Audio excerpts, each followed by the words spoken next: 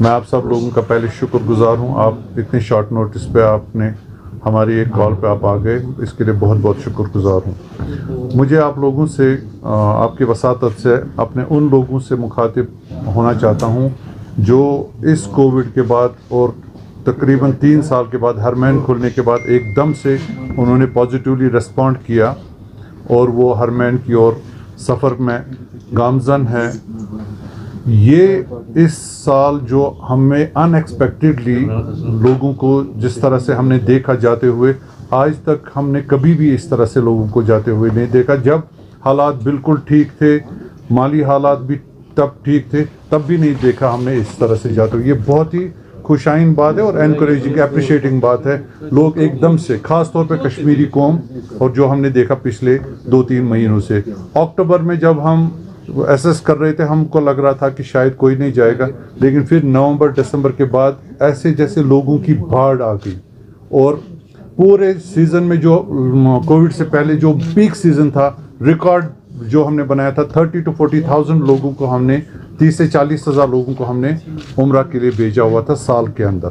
लेकिन इन 3 महीनों में जो नवंबर दिसंबर जनवरी अभी तक है, फरवरी स्टार्ट हो रहा है, कम से कम 40 से 50 हज़ार लोग तक उम्रा के लिए गए कश्मीर से। कश्मीर को अभी रेट्स निकाले, वो इतने एग्जैजरेटेड रेट्स थे। मैं क्लेम नहीं कर सकता हूँ, चैलेंज नहीं कर सकता हूँ, उनकी अपनी ऑर्गेनाइजेशन है, उनके अपने फंक्शंस हैं, उस पर मैं बात नहीं करना चाहता हूँ। लेकिन हमारे लिए एक वो चैलेंजिंग था जब हम 2020 में ऑपरेशंस बंद किया। उस वक्त सऊदी एयरलाइंस या और कोई एयरलाइन, जो भी डायरेक्ट एयरलाइंस थे, लो कास्ट एयरलाइंस की बात नहीं करता हूँ, सर्विस एयरलाइंस की बात करता हूँ, 30,000-35,000 रुपये की टिकट दिल्ली जिद्दा, जिद्दा दिल्ली वगैरह थी।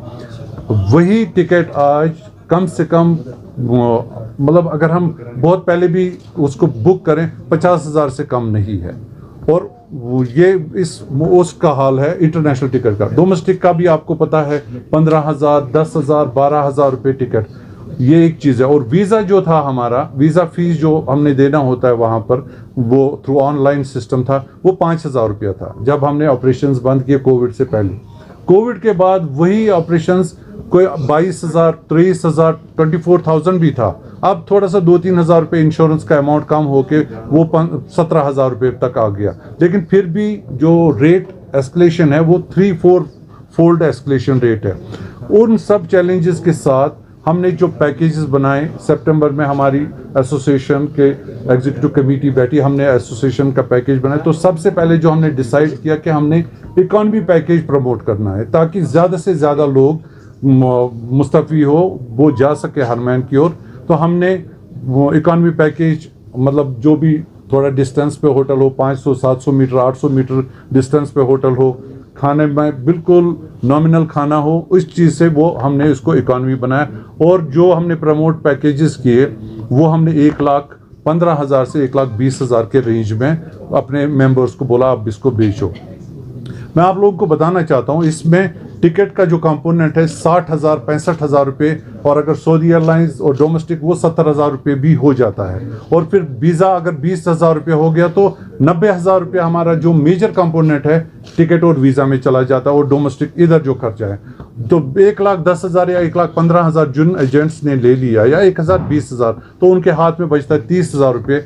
30,000 में वो 21 दिन का उनको पूरा प्रोग्राम उनको ऑर्गेनाइज करना पड़ता है। वहाँ पर होटल अकोमोडेशन लेनी पड़ती है, खाना लेना पड़ता है, टूर ज़ियारत कराना पड़ता है। अब तो और भी ज़ियारत में इजाफा हो गया, ताइफ लेते हैं हम, बदर की ज़ियारत करते हैं, और खाने भी इनको खाना पूरा ब्रेकफास्ट, लंच और डिनर के साथ। ये सब अल्हम्दुलिल्लाह बहुत ठीक तरह से हो रहा था। लेकिन एब्रप्टली पिछले 15-20 दिनों से हम एक बहुत घुटन सी फील कर रहे हैं, जो हम शेयर करना चाहते हैं आप लोगों से। मदीना मुनव्वरा में ये मसला हो गया, वहाँ पर एकोमोडेशन की शायद किल्लत पैदा हो गई, शायद सारे होटल रेडी नहीं है। उस वजह से ये जो रूम रेट्स थी, सपोज 100 रियाल हमने रूम रेट बुक किया था, ये 400 रियाल अब्रप्टली ये हो गया। और उन रूम्स की मैं बात करता हूँ जो हमने बुक किया था, कंफर्म किया था, पैसे दिया था, एंड मौके पे उन्होंने, एजेंट्स ने कहा, जो भी वहाँ पर रूम सेल करते हैं, रूम सेलर्स कहते हैं, उन्होंने हमें रूम ब्लॉक किए, या हमको जाने नहीं दिया, या हमको बोला कि हमको तब तक आपको रूम नहीं देंगे जब तक हमें आप इसको ये रेट नहीं दोगे। जब हमने पैकेज बनाया था वो फ़र्ज़ करें 100 रियाल के रेट पर रूम बनाया था।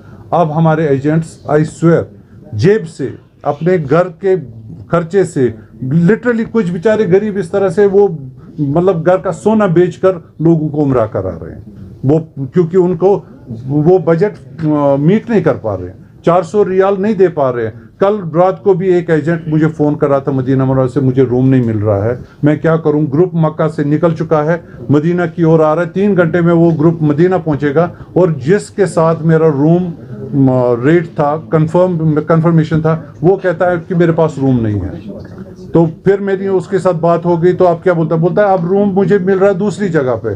वो जो रूम था मेरा 150 रियाल वाला, उसने तो मना कर दिया। दूसरा मुझे बोल रहा है मैं 380 प्लस रेस्टोरेंट यूज यानी 400 रियाल का रूम दे दूंगा। अब इतना पैसा नहीं मेरे पास है। अब हमने फिर मैनेज किया, मैंने कहा उसको, हमारे जितने भी साथी हैं उनको कहो इसको सपोर्ट करके 4 रूम। कोई कंप्लेंट नहीं चाहते हम, कुछ लोगों को कोई परेशानी ना हो। तो ये सब चीज़ मैं इसलिए आपको बता रहा हूँ, लोगों को समझना चाहिए, जो लोग जा रहे हैं उम्रा पे, ज़ियारत पे जा रहे हैं, उनको ये बताना चाहिए एजेंट जो है ये लिटरली अपने आप को किल करके आपको उम्रा करा रहा है। अपना बात पूरी करने दीजिए। जो अपने रिसोर्सेज से पैसा पे करके आपको जा रहा है, अभी तक जो हमने मैनेज किया वो किया, आज के बाद हम मैनेज नहीं कर पाएंगे। अगर हमें प्रॉपर पैसा, ये जो मदीना का एस्केलेशन हो गया, उसके 2 इलाज है, 2 सोल्यूशन मेरे पास है। एक सोल्यूशन ये है कि हम जो मरकजिया में रखते थे आज तक, मरकजिया होते हैं हरम के जो बिल्कुल एरियाज हैं, उसको मरकजिया कहते थे। तो वो मरकजिया की रेट 100 रियाल से 400 रियाल हो गई, तो उधर हम अफोर्ड नहीं कर सकते इस पैकेज के साथ। या तो आपको, अगर आपने 1,20,000 दिया, आपको 15-15 हज़ार रुपये ज़्यादा देना पड़ेगा, तब हम मरकजिया में रखेंगे। 1,20,000 वाला 1,35,000 रुपये पैकेज होगा। अगर आप मरकजिया में पैकेज पैसा नहीं देना चाहते हो तो फिर आपको रेडी रहना पड़ेगा। हम आपको मरकजिया से बाहर कोई 700 मीटर, 800 मीटर, यहाँ तक 1 किलोमीटर भी हो सकता है, अकोमोडेशन देंगे। अकोमोडेशन में कोई कंप्रोमाइज़ नहीं करेंगे। जिस तरह की इस पैकेज के हिसाब से अकोमोडेशन होगा वैसे ही होगा, डबल ट्रिपल कॉट जैसे भी आपने बुक किया होगा। खाने में कोई दिक्कत नहीं, कोई परेशानी नहीं। लेकिन ये मदीना की अकोमोडेशन में बहुत दिक्कत आ रही है, हर कोई एजेंट अपनी जेब से पैसा नहीं दे सकता है। तो इसलिए शायद अब जितने भी ग्रुप आने वाले हैं कल से या परसों से, उनको मरकजिया से बाहर उनकी अकोमोडेशन होगी, करीब 700 मीटर, 800 मीटर और 1 किलोमीटर भी हो सकता है।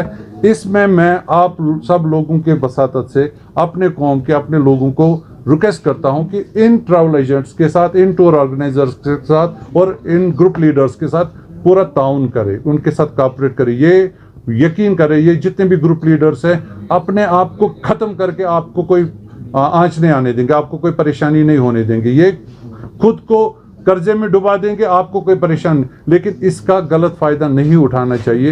इनको सपोर्ट करना चाहिए, अप्रिशिएट करना चाहिए। तब ये बेचारे इस तरह से दिन रात काम करके भी कोई फ़ायदा नहीं। लेकिन ये हम चाहते हैं कि ये इस तरह का कॉपरेशन हमें लोगों से मिले। और जो आने वाले लोग हैं उनको ये तैयार रहे कि अब देखिए कुछ ऐसे लोग हैं जो हमारे दूर दराज इलाकों के लोग हैं, उन बेचारों तक ये बात अब 10 दिन के बाद पहुंचेगी। वो ग्रुप वहां पर पहुंचेगा, तब उनको पता चलेगा कि हमारा रूम रेट जो था वो बढ़ गया। तो इसलिए मैं आप लोगों का सहारा लेकर अपने तमाम जितने भी एजेंट्स हैं, दूर दराज एजेंट्स हैं, 200-250 कंपनीज अब इस वक्त फील्ड में काम कर रही हैं, बहुत रिमोट एरियाज़ में, उन तक बात पहुंचाना चाहता हूं। जब भी आप पैकेज लोगों के साथ डिस्कस करो, कंसिडर करो आपके मदीना का रेट 3 फोल्ड बढ़ गया है, उनसे उतना पैसा ज़रूर ले ताकि वो कोई परेशानी का शिकार ना हो, उनको वहाँ पर कोई दिक्कत ना हो लोगों को। जब आप उनसे पैसा लोगे तो आपको उनको सर्विसेज प्रोवाइड करोगे, वो खुश होंगे इंशाल्लाह, वहाँ से आपको दुआएं देंगे।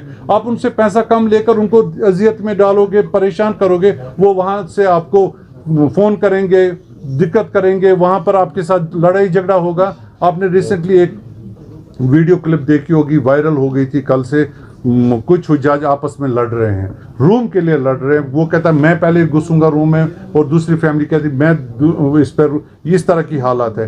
तो ये एक बहुत ज़रूरी चीज़ थी। इसके अलावा मैं गवर्नमेंट ऑफ इंडिया से थ्रू LG ये रिक्वेस्ट करना चाहता हूँ, आप इतने बड़े बड़े काम कर रहे हो, एक छोटा सा काम पिछले कई सालों से हम आप लोगों को कह रहे हैं, हमें डायरेक्ट फ्लाइट दे दीजिए श्रीनगर। हम इन एज्ड लोगों को यहाँ से लेकर जाते हैं, अनएक्सपोजर्ड, इनको ट्रैवल का कोई एक्सपोजर नहीं। हम पहली बार ज़िंदगी में ये घर से बाहर निकले और हमने इसको घर से बाहर लेकर सीधे इंटरनेशनल ट्रैवल पे ले जाते हैं। इनको दिल्ली में उतरना पड़ता है, फिर दिल्ली में रात को रुकना पड़ता है, चेक इन करना पड़ता है, फिर दूसरे दिन आना पड़ता है। बहुत दिक्कत होती है।